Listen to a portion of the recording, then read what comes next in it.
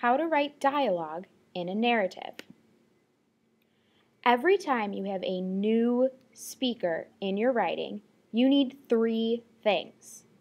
The first are quotation marks. We've gone over this. We went over it on Monday, Tuesday. We talked a little bit about it so far in your lesson, but you need to have them to show that someone is speaking. Secondly, you need to have a speech tag. Again, we have gone over why this is important, and you can find a list in your keynote that you are going through now. The last thing you need to have every time you have a new speaker, and what's the most important thing to have, is that you need to start a new line, or in other words, press enter. This shows that you're having a new speaker and that it is a new thought happening in your story. Let's look at this example together. Notice there are indents and quotation marks right away before we even begin reading. Now let's read it together and see where we have new speakers. Eddie, the super of the apartment building, looked at me with a twinge of sympathy. "Come on, Gabe," he said. "The kid just got here." "Am I right?" Gabe repeated.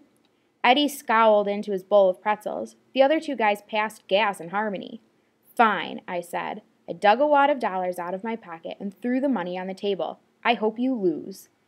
"Your report card came, brain boy," he shouted after me. "I wouldn't act so snooty."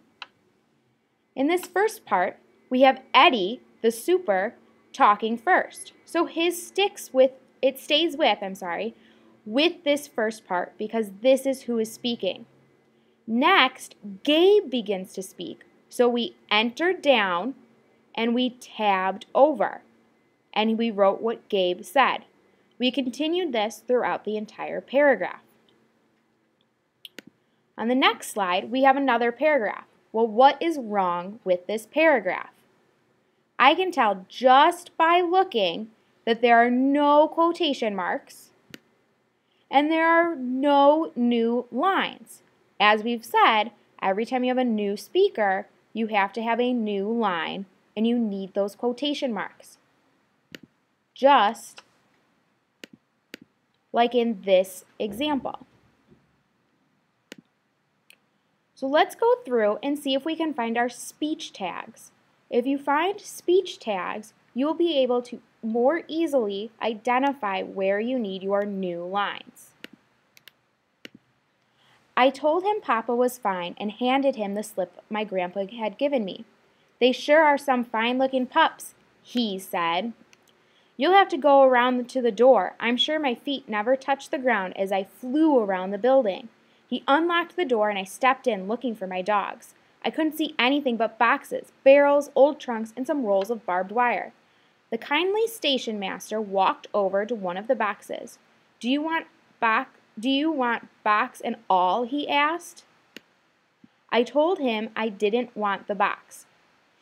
All I wanted was the dogs. "How are you going to carry them?" he asked. "I think they're a little too young to follow."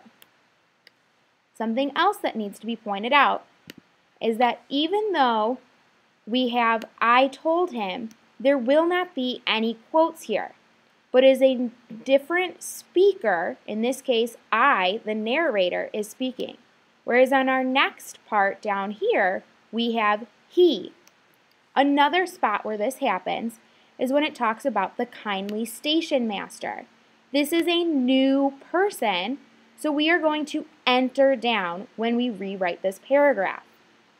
Finally, we have that he asked a question and that I told him. So again, we are entering down even though there are no quotes. This is what the paragraph should look like. I told him Papa was fine and handed him the slip my grandpa had given me. "Sure, they sure are some fine-looking pups," he said. "You'll have to go around to the door."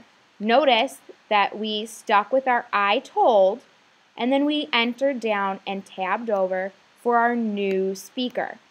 And this continues through the whole paragraph. Now let's try one together. Let's write a story Let's write a story where we have the two characters, Lucy and Maria, talking about school. I have already started it. Now let's work on continuing it. Maria said, "I am so bored in school." Now let's have Lucy say something. So we're going to enter and we're going to tab. "Me too," replied Lucy.